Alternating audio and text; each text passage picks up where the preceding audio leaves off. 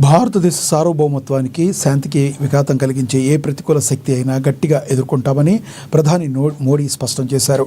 జమ్మూ కాశ్మీర్లో పహల్గాం వద్ద జరిగిన కిరాతక ఉగ్రదాడికి నేటితో ఏడాది పూర్తయిన సందర్భంగా ఆ దాడిలో అమరులైన వారికి ఆయన నివాళులు అర్పించారు. సోషల్ మీడియా వేదికగా మృతుల కుటుంబాలకు తమ ప్రగాఢ సానుభూతిని తెలియజేస్తూ ఉగ్రవాదంపై పోరులో భారత్ ఎన్నటికీ వెనుకడుగు వేయదని స్పష్టం చేశారు.